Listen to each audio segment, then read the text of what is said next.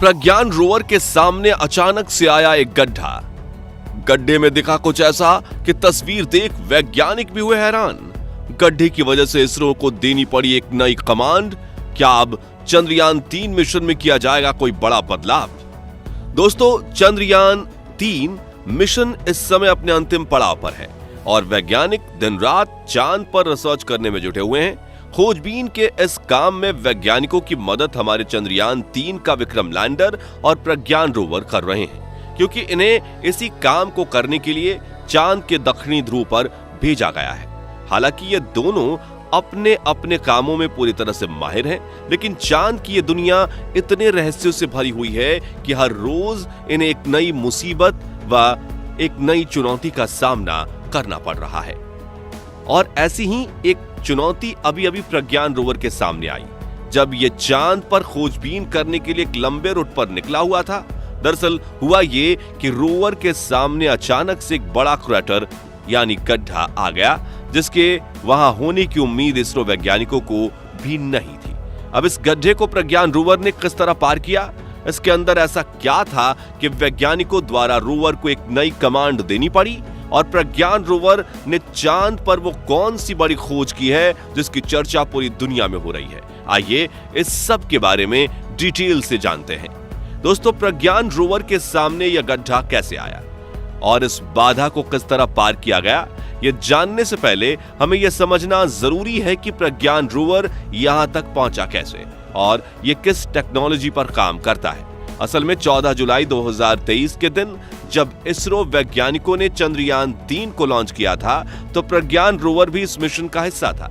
बल्कि सही मायनों में देखें तो इसरो साल 2019 से ही चंद्रयान 2 मिशन के दौरान अपने इस रोवर को चांद के दक्षिणी ध्रुव पर पहुंचाना चाहता था, लेकिन दुर्भाग्य और हमारे वैज्ञानिकों की कुछ छोटी मोटी गलतियों की वजह से चंद्रयान 2 चांद की सतह पर सॉफ्ट लैंडिंग नहीं कर पाया और इसके क्रैश होने के साथ ही प्रज्ञान रोवर भी पूरी तरह से नष्ट हो गया। अब क्योंकि इसरो ने अपने उसी अधूरे काम को पूरा करने के लिए चंद्रयान 3 को लॉन्च किया है, तो ऐसे में प्रज्ञान रोवर का इसमें शामिल होना बनता ही था। साथियों, प्रज्ञान रोवर एक फुल्ली रोबोटिक रोवर है, जिसके पीछे की तरफ 2 कैमरे लगाए गए हैं, जिन्हें हम रोवर की 2 आंखें मान सकते हैं। आपको बता दें कि इन्हीं 2 आंखों की बदौलत ये अपने सामने के एक बड़े गड्ढे को डिटेक्ट कर पाया, लेकिन इसके बाद क्या हुआ उसके बारे में डिटेल में हम आगे समझेंगे।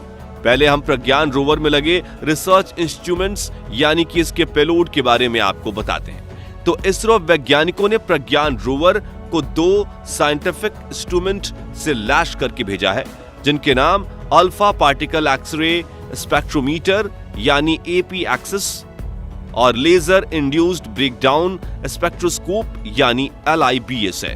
इसमें APXS के द्वारा एक स्पेस माइक्रोस्कोप के जरिए प्रज्ञान रोवर चांद पर मौजूद अलग अलग ऑब्जेक्ट्स जैसे मिट्टी, पत्थर और चट्टान वगैरह के सैंपल को बेहद करीब से देखकर गहराई से एनालाइज कर रहा है।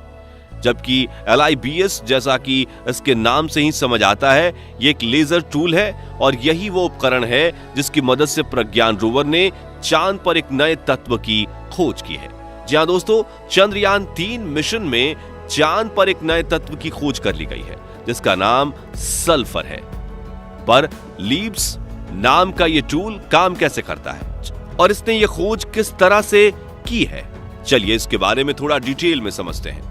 असल में लिब्स एक ऐसा उपकरण है जो ऑब्जेक्ट पर बहुत ज्यादा पावर वाली लेजर फायर करता है। इस लेजर की वजह से वो ऑब्जेक्ट गर्म होकर चमकने लगता है और उसकी चमक से फिर यह अंदाजा लगाया जाता है कि उसमें कौन कौन से एलिमेंट्स शामिल हैं। इसी तरह लिब्स की मदद से जब चांद पर मौजूद एक पत्थर के ऊपर यह लेजर फायर किया गया, तो पता चला कि इसमें सल्फर तत्व मौजूद है। और सिर्फ सल्फर ही नहीं, बल्कि लिब्स की हेल्प से चांद पर एल्यूमिनियम, कैल्शियम और आयरन जैसे कई सारे तत्वों की खोज कर ली गई है और फिलहाल ये उपकरण यहां हाइड्रोजन ढूंढने का काम कर रहा है।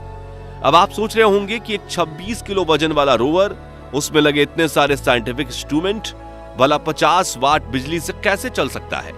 क्योंकि इससे सोलर पैनल्स तो इतनी ही बिजली जनरेट कर सकते हैं। असल में दोस्तों, प्रज्ञान रोवर केवल पृथ्वी पर ही 26 किलो का है, जबकि चांद पर इसका वजन सिर्फ 4.5 किलो के करीब रह जाता है। और इतने हल्के वजन वाले रोवर के लिए 50 वाट बिजली काफी है।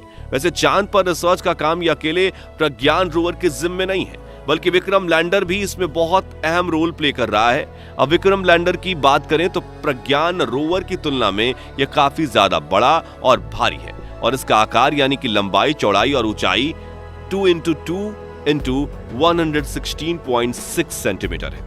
बॉक्स शेप में बने इस लैंडर का वजन 1724 किलोग्राम है, और इस पर लगे सोलर पैनल्स की मदद से यह 738 वॉट बिजली उत्पन्न कर सकता है। इसके अलावा इसमें नीचे की तरफ 4 मजबूत टांगे और 4 लैंडिंग थ्रस्टर्स लगाए गए हैं।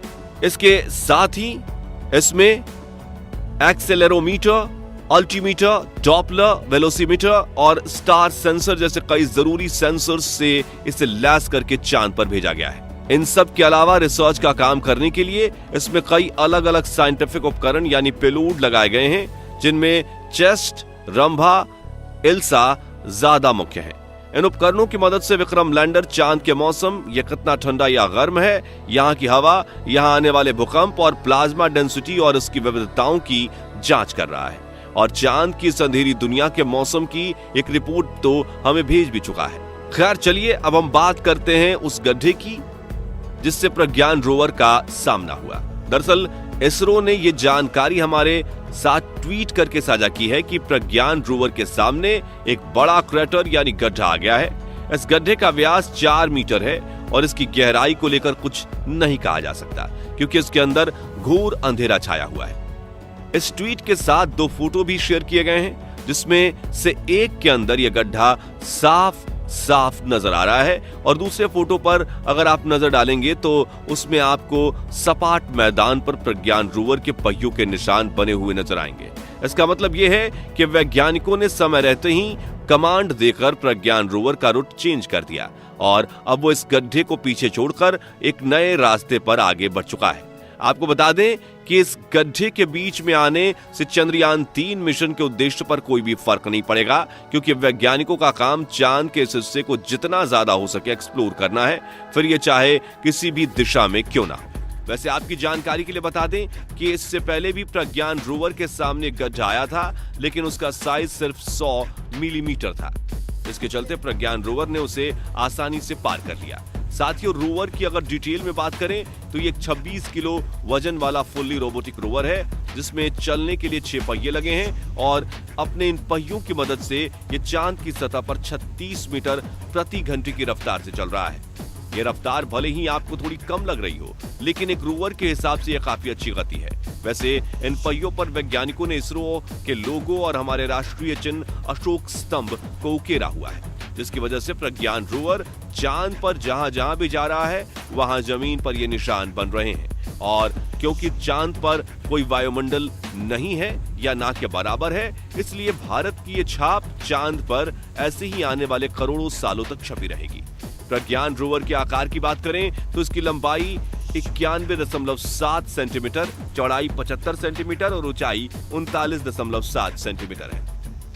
ये रोवर पूरी तरह से सौर ऊर्जा पर ही चलता है, इसलिए ऊपर की तरफ इसमें सोलर पैनल लगाए गए हैं और 50 वाट बिजली उत्पन्न कर सकते हैं। साथ ही इन्हीं सोलर पैनल्स के ऊपर इसमें RX-TX एंटेना भी लगाए गए हैं, ताकि खोजबीन के दौरान इसका कनेक्शन विक्रम लैंडर से बना रहे और ये चांद पर कहीं गुम ना हो। साथ ही उस मिशन को पूरा करने में अभी 7 दिन का समय और बाकी है, और इन 7 दिनों में प्रज्ञान रोवर का सामना और किन किन मुश्किलों से होगा, ये देखने वाली बात होगी। आपको क्या लगता है, चांद के इस इलाके में प्रज्ञान रोवर का सामना और कौन सी मुसीबत से हो सकता है? अपना जवाब कमेंट के माध्यम से जरूर शेयर कीजिएगा। बाकी दोस्तों, हमारी आज की इस वीडियो में बस इतना ही था। वीडियो अच्छी लगी हो तो इसे लाइक और शेयर जरूर करना, और अगर आप हमारे फेसबुक पेज पर नए हैं तो पेज को फॉलो भी जरूर करें, और यदि यूट्यूब चैनल पर हैं तो सब्सक्राइब करना बिल्कुल भी ना भूलें। मिलते हैं जल्दी ही एक और इंटरेस्टिंग वीडियो में, तब तक के लिए गुड बाय, जय हिंद।